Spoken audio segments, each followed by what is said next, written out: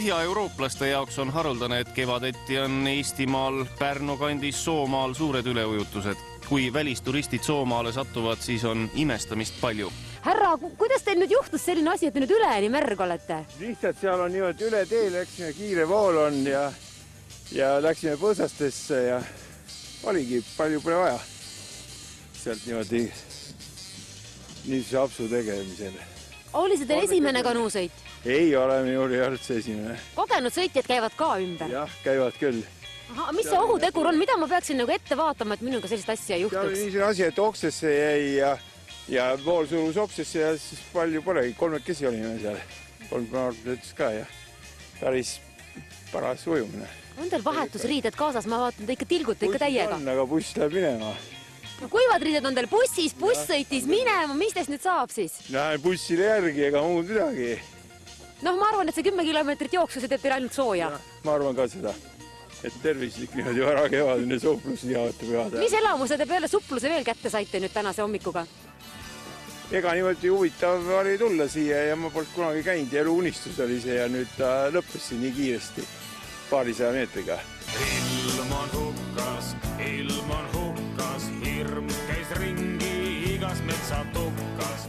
Kevadel kohe kisub metsa jalutuskäigule loodust nautima, aga puude vahel kanuudega liuglemine on hoopis teine kogemus.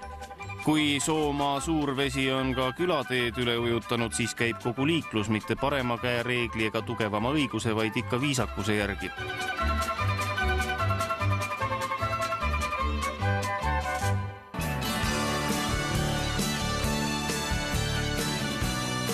Kohalikele on Soomaal suurveeaeg muidugi mitte seiklus, vaid lausa katsumus. Paljud neist on ka oma kodud lihtsalt maha jätnud.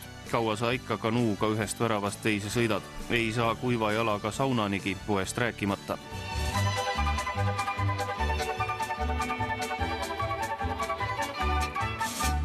Ma olen lehmadele vett võtnud niivisid üle lauda ukse ääre kohe.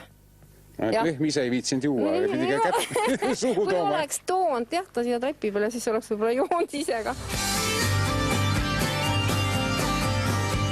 Eks siin elab isarahvas juba mitu inimpõlve, nad on selle eluga siin harjunud. Sugulastele küll on mõttekam paadiga sõita. Me emale tahame külla minna, peame paadiga minna.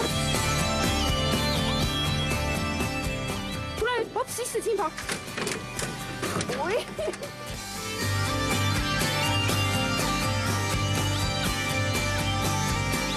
Vett on ikka nii palju, et kanuuga saab läbi loomade karjavärava vigursõitu harjutada. Varem tokiti neid kanuusid haavapuust palgist välja. Tänapäeval on linnas plastmassi piisavat ja keegi tõsine inimene ennast niisama tööga tapma ei hakka. Plastikkanuuga peab vee peal küll ja sellega kõlbab isegi metsloomadele appi sõita. Üks koduks kängu jäänud metsi ka oli. See oli sõbrapäev ja me mõtlesime, et las sõber elab. Ei kutsunud jahimehi ka. Sel künkal algas imeline aas. Neis vastu taeva sina sünk ja paljas. Kui lumesulamisveed on luhad üle ujutanud, siis sõidab Karuskose talusulane Jaanus ringi haabjaga. Ja ega tal muud võimalust ei olegi. Isegi talu vana peldik on keset vett. Talule ei saagi mitte ühestki küljest ei kuiva jala ega ka autoga ligi. Isegi pruudid ei pääse muidu külla, kui Jaanus neile haabjaga järgi ei lähe. Vaata see WC lugu teil siin. See on tõeliselt WC. Et kus siin külalised pissil käivad? Üle jõe või siis vaatavad ise, kus saab. Nii ongi. On sul nagu üksildane ka, et keegi siia ligi ei pääse ja lähim asustus on mingi 5 kilomeetrit? Vahel ongi hea olla üksinda mõnda aega, nädal aega, paar nädalat. See on normaalne. No ootamatult keegi külla ei tule, et pruudile pead ise järgi sõudma. Jah, niisugune nii nagu muiste. Aga pruudid julgevad tulla siia? No, kui tahavad, siis kõrvad. Aga tahavad? Ma arvan küll. Või loodan küll. Vana jõgi, kui pelgu paik sa minu jaoks.